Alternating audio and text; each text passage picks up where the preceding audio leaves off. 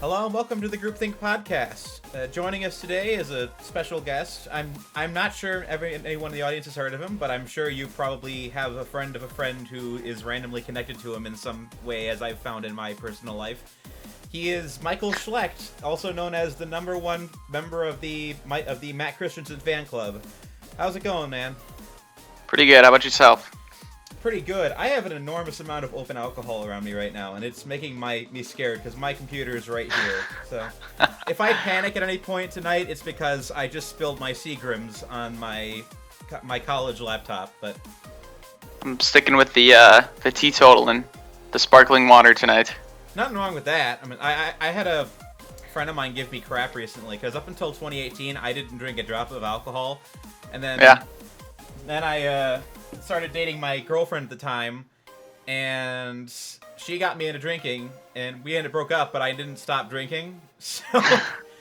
So now I'll just have like a drink every couple nights, but people are like, Tyler, you used to be like the most teetotaling person I ever met. I'm like, well, I was corrupted by relationships and love, so what can I say? So aren't we all? Yeah. But there you go. But yeah, So I didn't have a specific topic I wanted to talk about, but we met through the Matt Christensen Chicago group. Did you start? Yeah, supposedly you started multiple groups now.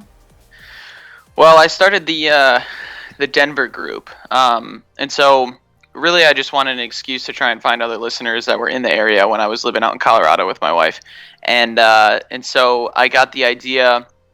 Kind of just talking to Matt. Matt and I are somewhat close friends, and so we came up with the idea of opening it up to the public and being like, hey, this was a great idea. So many terrific people coming together, just hanging out, and figured we'd open it up to kind of the larger audience. And apparently that's, people have taken that and run with it. And so there's all sorts of groups all over the country, which is pretty cool. So they do their meetups all over. And I stole your idea and stole Enigma's idea and made the dating subgroup for Matt Christensen. Yep, there you go. An idea off an idea. Yeah, stolen from another person and supplemented by another person who's going to be on the same podcast later tonight after this. So I'm having nice. I'm talking with Emily Zanotti from the Daily Wire. Perfect. But if naturally the way this podcast is going to go, it's probably going to air out of order. So we're time traveling. Tyler of the past is explaining how a podcast that has been already released has been released. But, it's going to be the future. Yeah. But yeah, I guess maybe I should not bury the lead. How did you meet Matt exactly? I actually was big into watching video game commentary and whatever videos in college, and so that long ago? What? Yeah, so I first stumbled upon him when he was still doing the Library of COD Rage, and it was a treat. Yeah, it was a treat every time he uploaded a video. So that was probably around 2010, 2011. I was a freshman, sophomore in college, and so I played way too many video games then. I still questionably do, but yeah. So I stumbled across his videos, and then I was actually, he stopped making some video game content, so of course that kind of fell by the wayside. And then I was watching a Steven Crowder video, and lo and behold, I see Matt Christensen, also known as Skag3, and I was like, wow, he sounds and looks so familiar. How do I know? And so that made me find his political channel again. And so I kind of came back, and we just kind of started talking. I became a patron of his shortly thereafter. And so at the time, I don't know if he still does, but on Patreon, which his Patreon, I don't know if he still has it, but he would follow people back. When he would follow people on Twitter whenever they supported him, and we got to talking. And we found a mutual love for football. He's a Dirty Vikings fan, and I myself am a Green Bay Packers fan. So I'm sure you hate the both of our teams if you're into football, being from Chicago. But yeah, I actually started to get to know him by offering to commission his listener podcast league. Fantasy football wise, so and then since then we just kind of never met each other in person, but we're internet buddies. That's the way I describe it. Well, there you go. You have made it your mission in life to make sure that blonde doesn't get a good night to a good night on the podcast whenever the football stuff comes up. But Exactly. so you're from Wisconsin originally, then? Yeah, so I grew up in a town called Mukwonago. We have all of our crazy town names up in Wisconsin, but it's about a half hour west of Milwaukee. And so I currently live 20 minutes west of that with my wife in a town called Eagle, Wisconsin. So population of 2,000, so it's nice and small. We have a farm that our house backs up to, so definitely enjoy living more rural. I love Wisconsin. I've got a lot of friends and connections up there. I mean, my mom lives in Lake Geneva through means I'm not exactly sure. My cousins live up in Kenosha, and Okay. one of my best podcasting, I guess, buddies is Emily Urban, and she's up in Wisconsin somewhere. So Nice. she does. Yeah, my wife and I both went to Carthage College. But we're high school sweethearts. We go all the way back to middle school. We met in middle school, started dating sophomore year of high school. So, Aw. but yeah, and we've lasted. We weren't class couple. They broke up like a year after they graduated, of course. But whatever. Well, that's the thing about getting awards in high school is that's usually your peak. So, Let's hope not. well, if you're getting like that guy's probably working at like an auto parts store right about now. He's Honestly, I couldn't tell you what he does, but I'm sure he's doing well. I bet finding out what happens to people in high school years later is weird. I mean, obviously Facebook kind of contextualizes it now because now we stay in contact with everyone tangentially, but Yeah. the things you don't hear are the ones that are interesting. Like I have a friend Yeah. who's a social worker. I don't want to say her name or where, but she's told me interesting stories about finding out that going to work at a some sort of mental hospital in the town next to where she went to high school, and every once in a while you recognize a name or two. Yeah. So you find That's out the crazy part. X person is schizophrenic, or Y person is a drug addict, or you're always either surprised or you're not surprised when you find out about that sort of thing. But Yeah, on social media though, we just get kind of the highlights, the good stuff. You don't ever see the bad stuff, and so if you don't see anything at all, I don't know I don't know if you assume bad or good. well, there's an old dark joke that my dad told me once. If you haven't heard from someone in a while, that probably means they're not dead. But in this case, it might actually mean they are dead because Yeah, right. But I guess that rule only works with family members. Like, oh, we haven't heard from Aunt Bertha in a while. I guess no one on that side of the family's dead. But with high school friends, maybe that person could have become a wino. So you just don't know at that point. Well, that's the weird part is, living where we do now, again, maybe 15 minutes from our high school that we both went to, being back in the area, we're seeing a lot of familiar faces, and I have a really bad memory when it comes to names. And so it's so funny running into people or seeing them at the grocery store or whatever. It's like, I know you, I'm pretty sure I know you, and then I start to question myself, but yeah, I don't know what to say about that. Well, I can tell you this: I have no intention of going back to the town I grew up in. I mean, not because I hate it, but it's one of those dead end towns where everyone goes there because it's like a suburb, but no one actually wants to like stay there because there's nothing to do. So it's like a huge town, but there's no like social stuff. It's like everyone just goes to the Target. That's the only thing there. Target, yeah.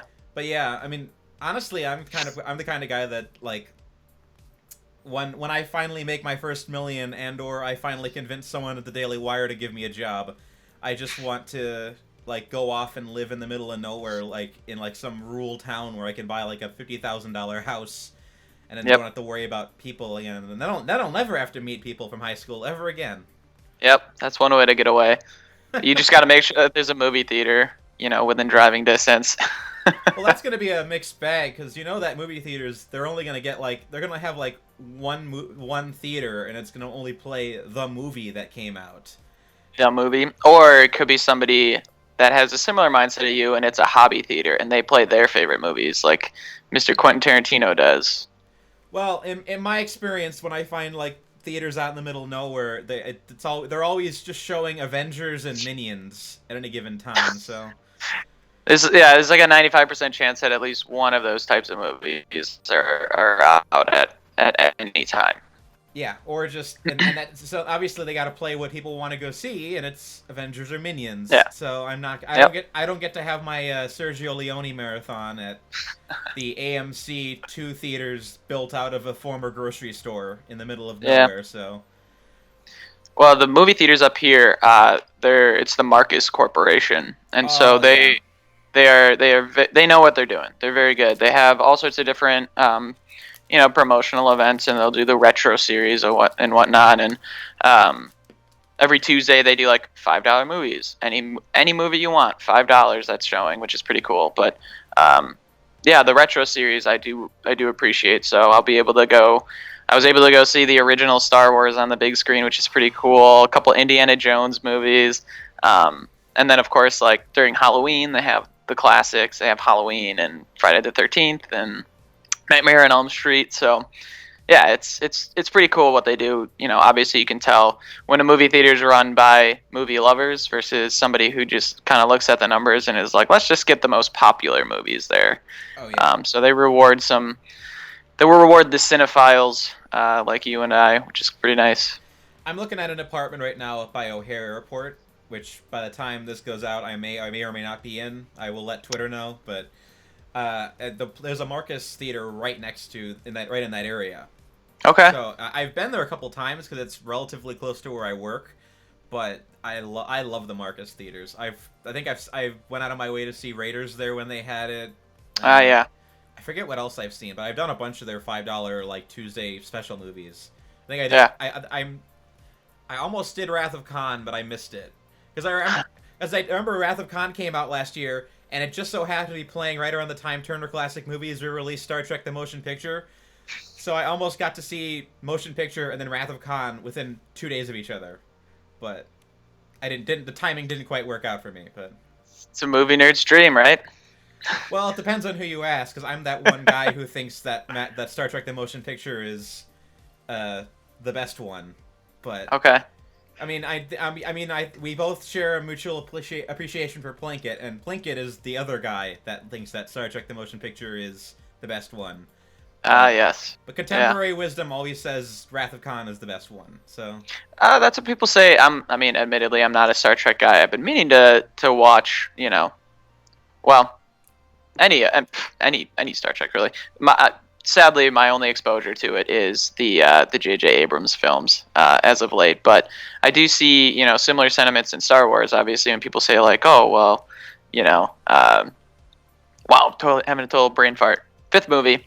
Empire, way better than A New Hope, and I think I don't know if I were to choose a single Star Wars episode that I would have to watch over once and only that Star Wars episode for the rest of my life, it would be Episode 4 for me. So I don't know, might be the similar sentiment you're bringing up when talking Star Trek.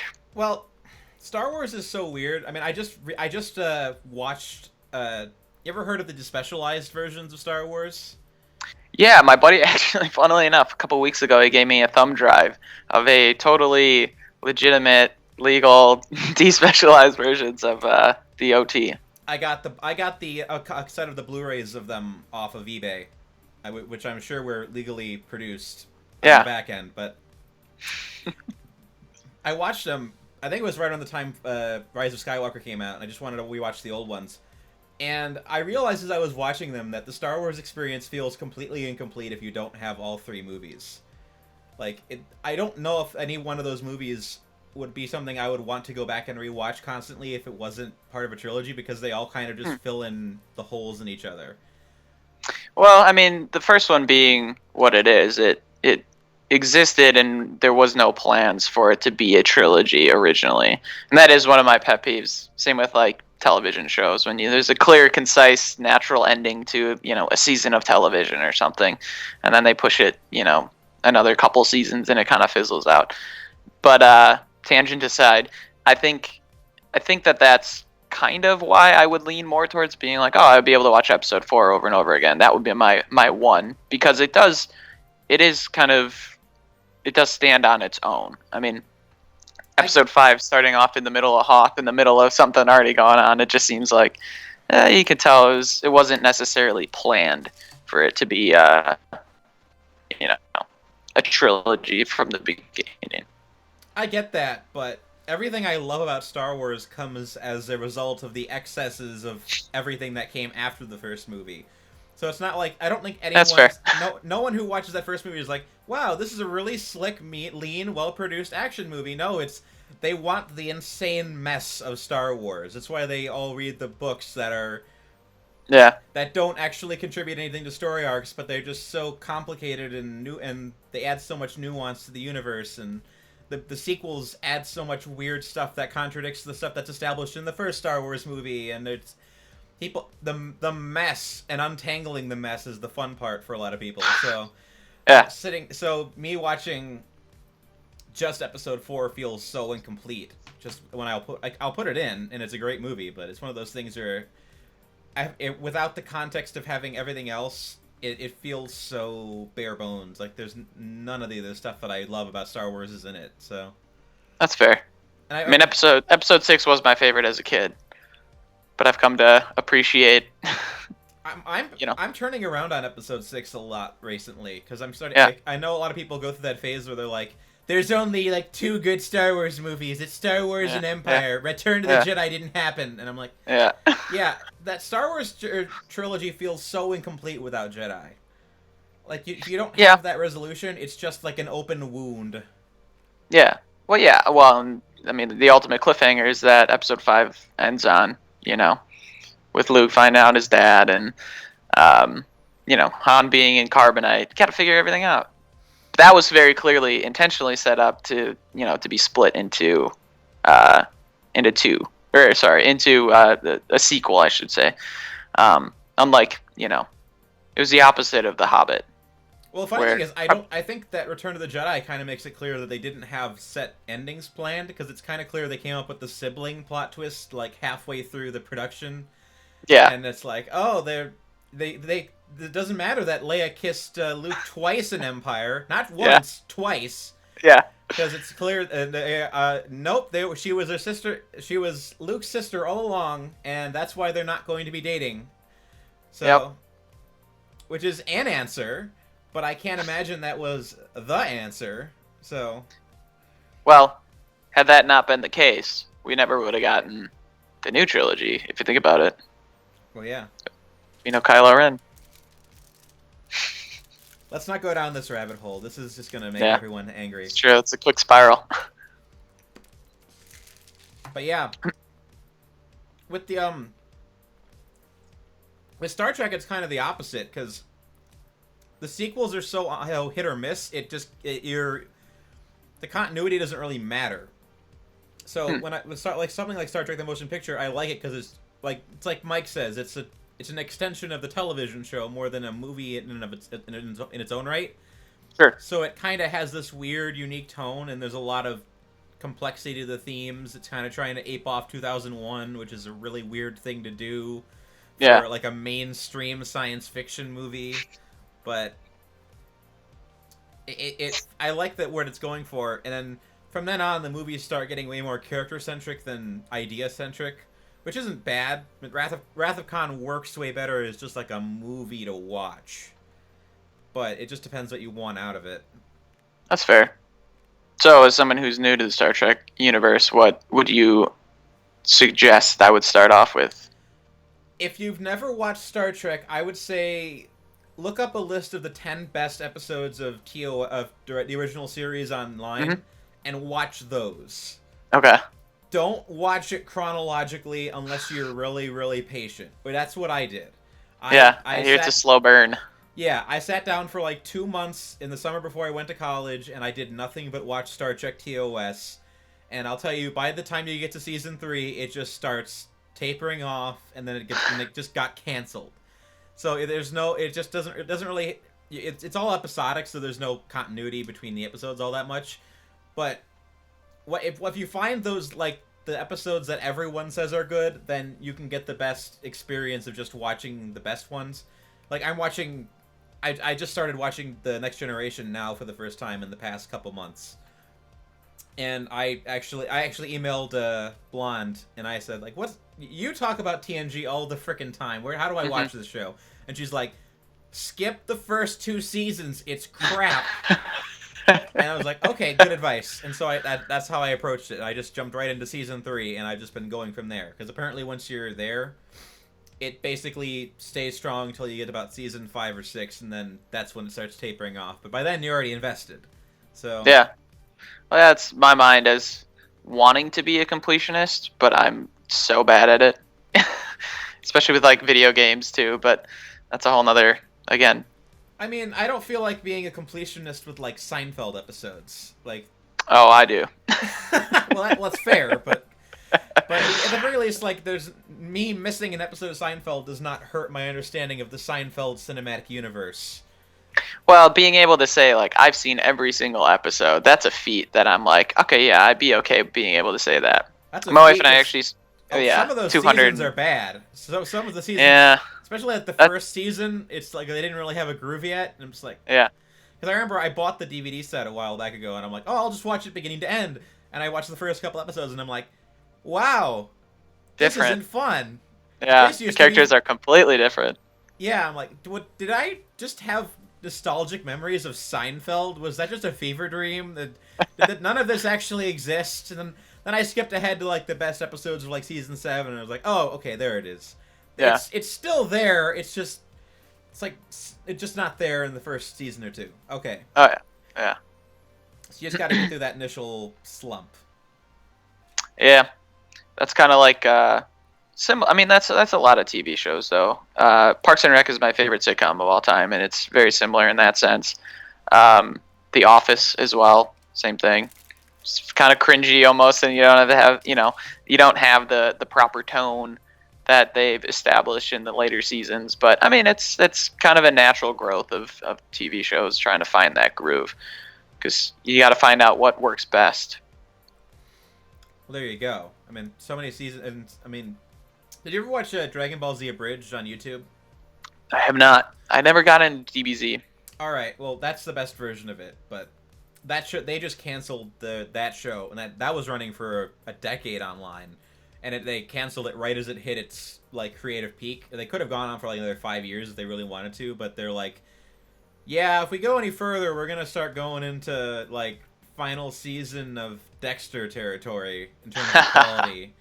And I'm like, yeah. Yeah. Mercy killing is respectable. I can understand that. Well, kind of sounds like Arrested Development. And then they tried to come back. And I think I watched the 4th season when it came out. I was in college when it came out. And you could tell that spark just wasn't there. They took 10 years off, and it's just not the same. But speaking of Dexter, I did just start rewatching that. So it's one of those, I have the luxury of working from home, and so instead of listening to music or whatever, I don't know why I'm weird this way, but I tend to focus better when there's just, like, something on in the background that's a TV show or a movie or something that I've seen a million times.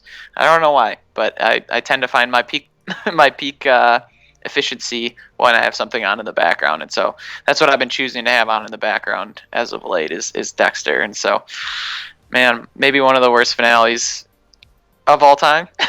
Possibly. I was told to watch it back in high school, and I never got around to it. And I think Okay. I may have been spared the worst of it. So Yeah, I mean, no spoilers or anything, but just be aware that it's a pretty gruesomely disappointing, season finale or series finale. there you go. I mean, Yeah. I get recommended things all the time because I'm considered the media guy at my work. And I remember I was told by a friend of mine to watch Gerald's Game, like, 2 years ago on Netflix. Yep. I still haven't watched it, even though the guy who made that just released Dr. Sleep, and I probably should have watched it just to have the context of going into it. Okay, I didn't know that was the case. He also did. But yeah, he also did House on the Haunted Hill for Netflix. Oh yes, which Haunting of Hill House. Yeah, well, I can't. It's one of those friggin' titles where the nouns just get mixed up, but. Well, I'm a big board game guy, and my favorite board game is Betrayal at House on the Hill, and so that is Oh my gosh! wildly similar to The Haunting of Hill House. But that's a pretty terrific series, and I don't know if they're bringing it back for more. It was based on a book, so I'd be disappointed if they did, because I think it'd probably be all new, just original material, and that again tends to never live up. But there is one episode. I'm not sure. Did you end up watching The Haunting of Hill House? No, I don't watch things on Netflix that people tell me to watch. So no matter how hard they tell me to do it. Okay.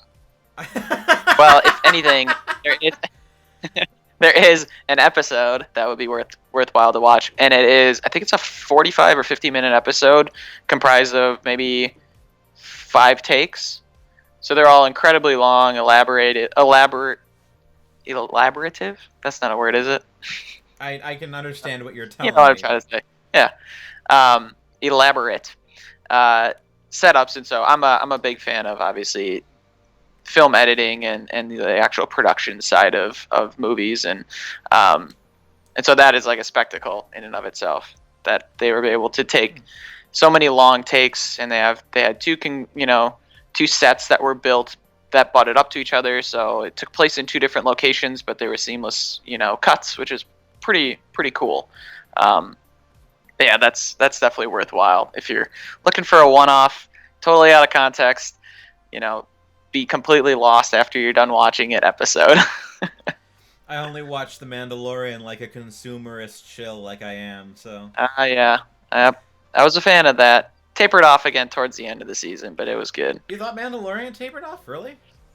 A little bit. Yeah, I think it got a little fan servicey in the last episode or 2. It wasn't as intimate, the final 2. It seemed like it was a serialized show where each episode was its own kind of contained story, which had, some very, high level story arcs, spanning multiple, but otherwise you could probably pick any one of those episodes out, watch it, on its own, and, things would mostly make sense to you. And so that's what I appreciated most about it. Just because it's a change from, kind of the formula that is television nowadays, where we got to make it last as long as possible, and like I said, it kind of tapers off towards the end and doesn't really finish as strong as it should as a series. This is generalizing, but yeah, I thought that like the writers perhaps maybe felt that they needed more of a traditional story arc, and so they started doing it in episode, what were there, 9 episodes, 8 episodes? 8. So 7 and 8 were basically kind of like a mini story arc in and of itself that's clearly going to be kind of slingshotting it into season 2. But yeah, hopefully, I don't know, I'm kind of a cynic. I blame Red Letter Media for that, but I'm very cynical when it comes to movies and television more and more these days. They were all over The Mandalorian from the sound of it, though. Yeah, it sounded like they liked it, and I do say this because I do love Jon Favreau. He's a giant in the industry for sure, especially considering he started off with something as small as Swingers. That's pretty cool. But yeah, I think it's a mastery in visual storytelling, which I, again, being a fan of the more technical aspects of film and actually, making a TV show or a movie, that interests me almost as much as, the story that's being told. So I got to give them props for that, because that's definitely kept me engaged. Well, there you go. I mean, I'm curious to see where the show's going to go in the next couple seasons. Like, it seems they've given themselves a clear set of objectives in terms of what they want to do. I mean, a lot of it's kind of requires that some of the viewers have some level of knowledge from Clone Wars and Rebels, which I don't know if I like, but I think they're doing a good enough job establishing the things that they're doing in the show without like extra context, like when they bring up the black lightsaber in the final shot of the season. Which, I mean, that's a reference to, like, a long-running storyline from the animated cartoon. So, yeah. I can kind of tell you where they're probably going to go with that, but... So, I guess the implication is just that because Moff Gideon conquered Mandalore, he's now essentially the king of Mandalore, or the leader of Mandalore in a moral sense, because that's what owning that lightsaber means. It was the only Jedi who was a Mandalorian.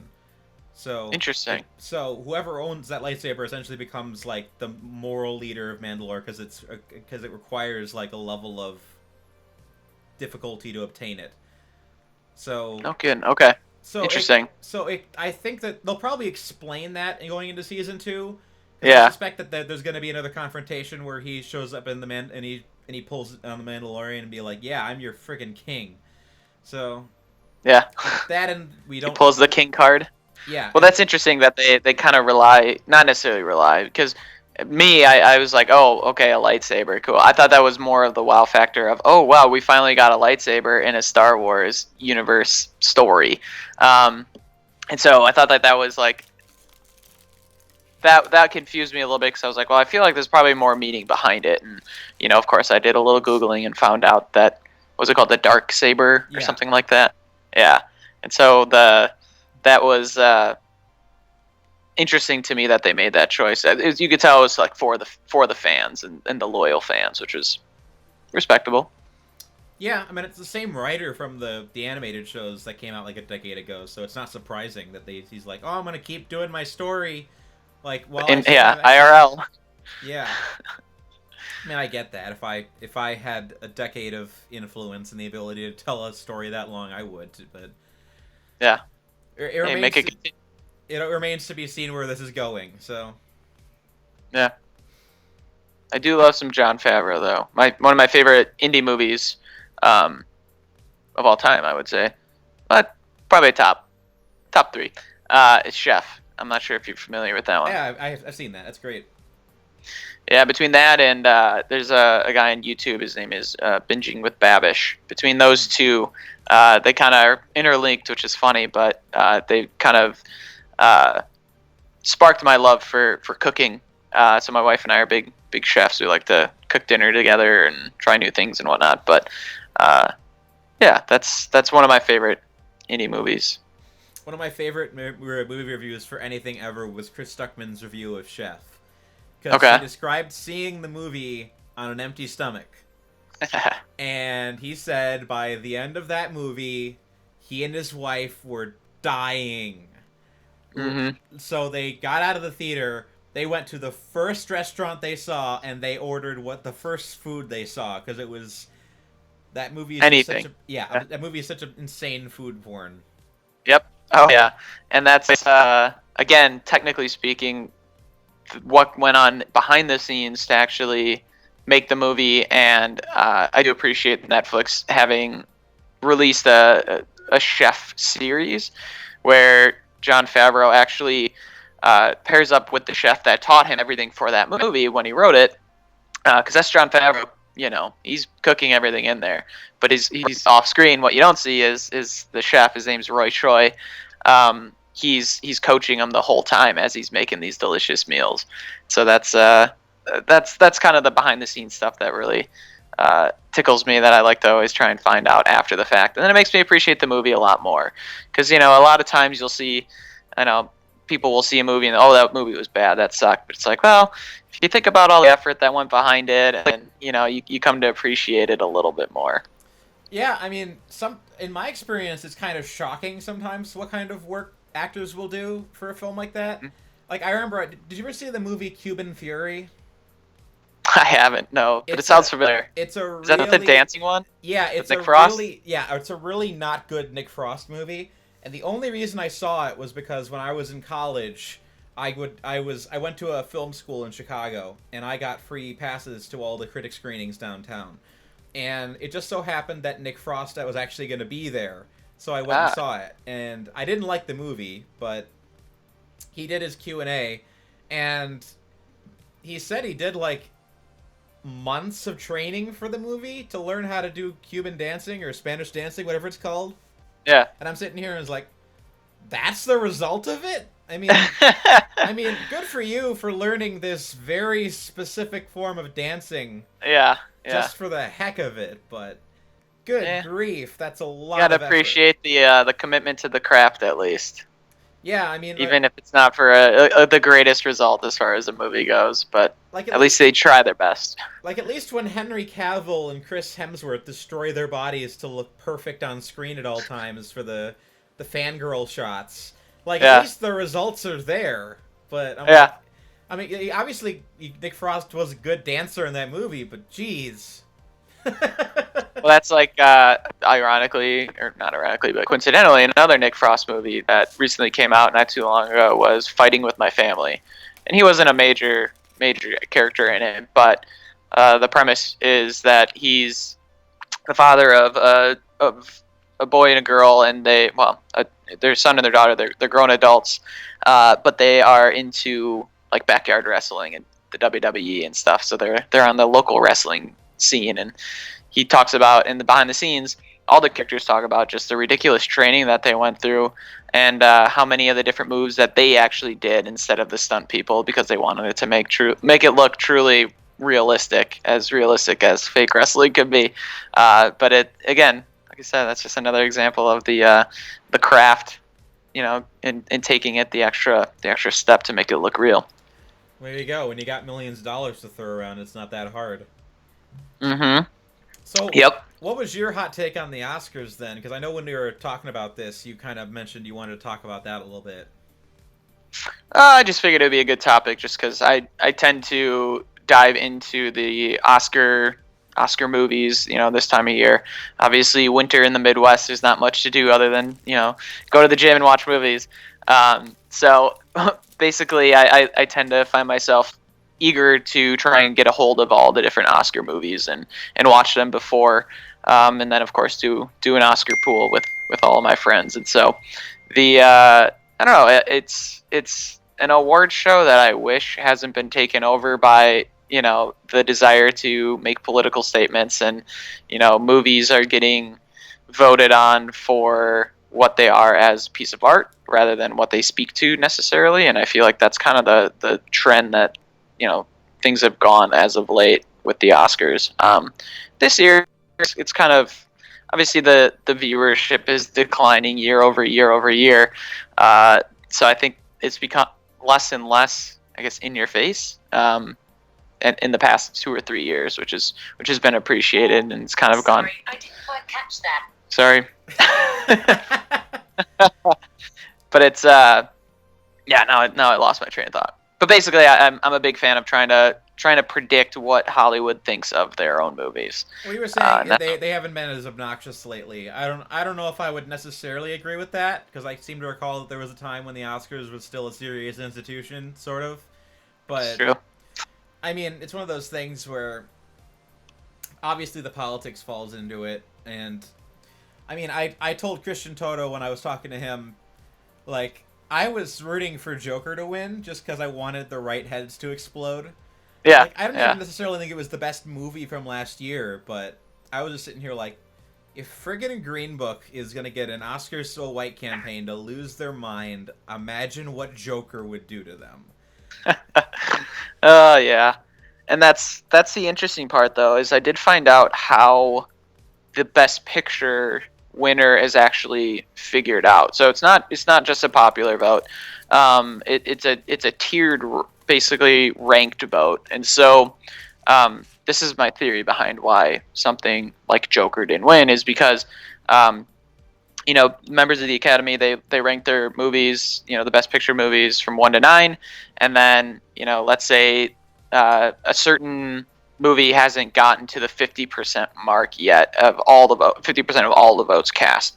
So then what they'll do is they'll take the one with the least number of votes, knock it off, and then those people that had that as their number 1 vote, then their number 2 vote becomes their number 1 vote, and then that calculates that. And once they keep doing that until a movie hits that 50%. So I think that movies like Joker, whether it is, it covers kind of more hot button issues, I think because it is kind of a polarizing movie, I feel like there were a lot of number 1 votes and then a lot of number 9 votes.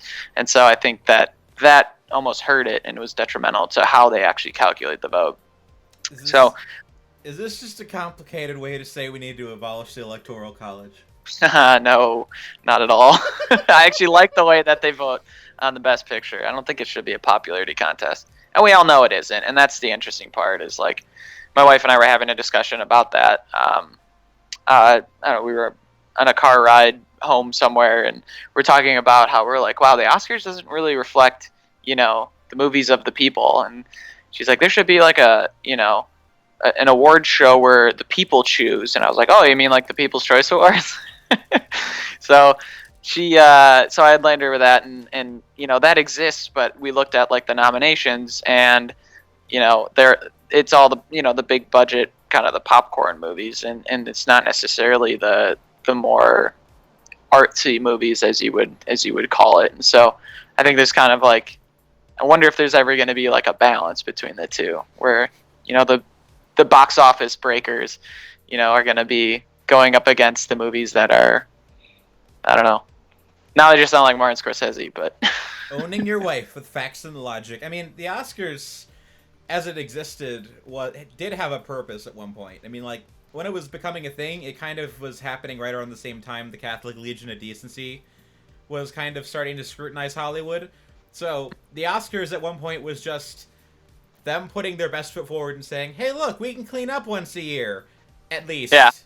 So it's like, funny. Okay, so they'll release nice prestige movies, serious dramas. They'll make it clear that they're serious and they need to be taken seriously, and they're not just all satanic hedonists that are trying to put pornography in your children's gay frog supply. So yeah.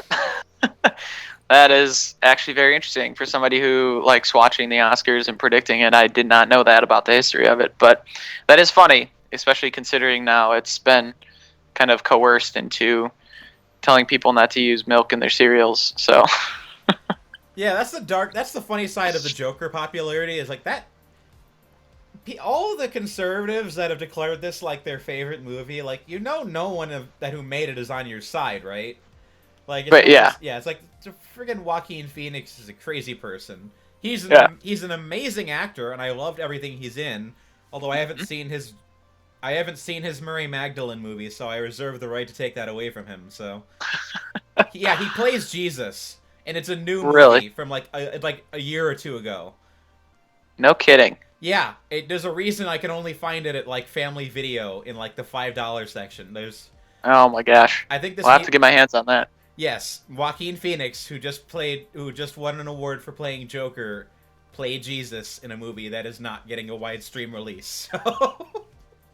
Wow, that is funny though. When movies like that, they like brand it being like, Academy Award nominated or Academy Award winning actor, this person, and it's just like a kids movie or like super low budget, and you're like, you could tell they're just trying to pull people in. This is a tax write-off movie for the big studios that they had to make it so that they could keep their hit their quota. Academy Award winning actor Alec Baldwin, best known for his role in Boss Baby. Yeah, exactly. But yeah, I mean, like, the Oscars kind of feels like they've gone full circle on that original intent, where it's like, you go from, we have to make this business look serious so we can stay open, to, we have to make this business look serious so that the most venomous people in Hollywood don't eat us alive. Yeah, it's like the original intent of it getting big was to appeal others, and now it's almost to appeal themselves. It's an ego trip. I mean, that's why the joke about the Oscar bait movies is that the most Oscar bait movie of all time would be a movie about how the Holocaust was stopped by Hollywood. Like, oh yeah, it has to be. That would be an interesting alternate universe movie. That's probably. But it's probably why Argo won. But it's movies about themselves, right? Yeah. Yeah. That's why I was shocked that La La Land didn't win. Well, yeah, but that was only because they were guilt tripped into voting for Moonlight. Clearly. Yeah, that's fair. Which yeah. I'll admit, I have not seen Moonlight yet. I've been told it's very good, but same here. I mean, La La Land felt like it was the natural win, just based on what they like. But although there are a lot of movies that have come out since then that are about Hollywood, I feel like could make a really interesting counterpoint to La La Land. Like, did you see Under the Silver Lake? No, but I watched the Red Letter Media review on that, and I'm very intrigued because it looks just bananas. Yeah, I was one of the only people that rented it when it first came out, because it was technically a 2018 release, It did its award season or its award festival run back in 2018, and then A24 got the rights to it, and they're like, yeah, we can't friggin' distribute this. It's weird coming from them because they just made a killing on The Lighthouse. Yeah, so, which I just purchased, but I haven't watched it yet. Yeah, so they couldn't figure out they can market The Lighthouse, but they can't market frigging Under the Silver Lake, and it's like they said on that show. It's basically the anti-La La Land, where it's all about anti-La La Land. It's basically about how Hollywood is just this scum of like egotistical artists and women that are just getting disabused, and all the guys you meet in it are just completely nonsensical, drugged out like hipsters that just do not have any sense of reality. Yep. It's so accurate, it hurts. Sounds kind of like a non-comedic version of The Nice Guys, which is a wildly underappreciated movie, I think. My gosh, yes. I love it. Although I don't think Shane Black's ever going to direct a movie again after The Predator, so... You'd be surprised. Guy Ritchie also directed some stinkers, and now he just went back to his roots, and well, what I'm told, went back to his roots in The Gentleman. Well, here's the thing. I have not watched Guy Ritchie's older movies yet, which I've been told are... Well, that's a lie. I watched the first half of Lock, Stock, and Two Smoking Barrels, and I hated it. But... like, every one of his movies, like, between Sherlock Holmes and Aladdin, I kind of hated all of them. Like, they're like the schlockiest Hollywood blockbusters I've ever seen, and like they're all pretty. Like, Man from U.N.C.L.E. is a really beautiful looking movie, but they're so empty, and it's so. And is that the director though, or is that the source material? I think it's the director, because it seems to have like popped up multiple times. You got Sherlock Holmes movies, great performances, dumb plot. Man from U.N.C.L.E., great performances. I wasn't invested at all in the plot, but I've heard people who like that movie. King Arthur, great actors, dumb movie. It's and then he just did Aladdin the last year, which I've heard very mixed things on, but apparently they're getting a sequel for some reason. Oh boy. Well, let's be real. That was just, any of those live action remakes, whoever they choose as director is kind of in name only. They're dinos. More or less. Yeah. But, I mean, even with that one, I'm just like, gosh. Like, I'm sure Guy Ritchie has managed to figure out the whole making, like, crime dramas thing, because I've been told The Gentleman's actually really good, but... Yeah, I've heard good things. And I will say that the first movie that I watched where I was like, whoa, this is a movie. It's not like anything else. It's not the popcorn movies or whatever. It was Snatch. And so that's his follow-up to, not really follow-up, but Lock, Stock, and Two Smoking Barrels. They're not related in any way, but there's Lock, Stock, which is, I enjoyed. I've only seen it once, but then I've seen Snatch probably, a dozen times by now. And I definitely prefer that movie to Lock, Stock. So if you're looking for some true Guy Ritchie, I think that's Guy Ritchie at his Guy Ritchiest. I didn't watch Lock, Stock to completion, but the impression I got of it was like halfway between Layer Cake and Clerks, which is a weird combination of things, but... Yeah, that's a pretty good explanation of it, though. Yeah, I'm sitting here like, what the heck is this movie? But so maybe I'll give it another chance, but... Yeah. It's one of those things where you're just seeing a director just make something with no budget, and I'm like, okay, this is a movie. Make it work. Yeah. Yes. Well, let's see here. As far as my, I figured I'd share my top 3 movies with you at some point on this podcast. But, so, of course, I'm a nerd. I have a Google Drive doc of my movies, and I keep it up to date of my top movies that come out each year. And I also have my top 15 movies, but my top 3, and they haven't changed since I've actually come up with them. It's a pretty eclectic group. So I got Jurassic Park, Good Will Hunting, and Pulp Fiction. So wildly different movies. That's a good selection of 90s mainstays. So yeah. I can't. I haven't yet found a movie to oust any of those three yet. Social Network was close, but they didn't quite make it. What was your pick for last year then, like among the Oscar contenders? Well, I assumed Roma was gonna win just because it was again the Oscar baitiest of Oscar baits. I meant but this year, not. Oh, this year. I meant well. I thought you know what I mean. I mean, last year relative to 2019, like. 'Cause I gotcha. Yeah. Last year and this year's Oscars. Well, I'm a Quentin Tarantino, super fan. I did my senior research paper on his directing styles. It was horribly unscientific, and I'm amazed that I got, the grade that I did. But I did it on there so I could tell people that. So I went with Once Upon a Time in Hollywood. I thought that was the most complete movie of all the nominations. I hadn't seen Ford v Ferrari at any point up until the Oscars, and I actually just watched that last week, and those are my top two movies of the Oscar movies for sure this past year. So I thought Once Upon a Time in Hollywood was going to win because, as we alluded to earlier, Hollywood loves movies about Hollywood, especially when they're fairy tales and they rewrite history to make them look even better. Plus, I just love Quentin Tarantino, and I'm dying for him to get his well-deserved Best Picture. But who knows nowadays? The Awards is like they're boomers. They don't like Quentin Tarantino. They like movies about Hollywood that aren't made by Quentin Tarantino, or The King's Speech, for that matter. Yeah, a very safe movie. Once Upon a Time in Hollywood is the safest of the Tarantino movies, but that still didn't quite make it. Well, that's the funny thing about it is that I know a lot of progressives who are kind of mad at it for for reasons I do not comprehend. But I assume it has to do with the may or may not have murdered his wife subplot. But yeah, but that was one of the funniest scenes in the movie. You freaking misogynist! You're rooting for a women killer.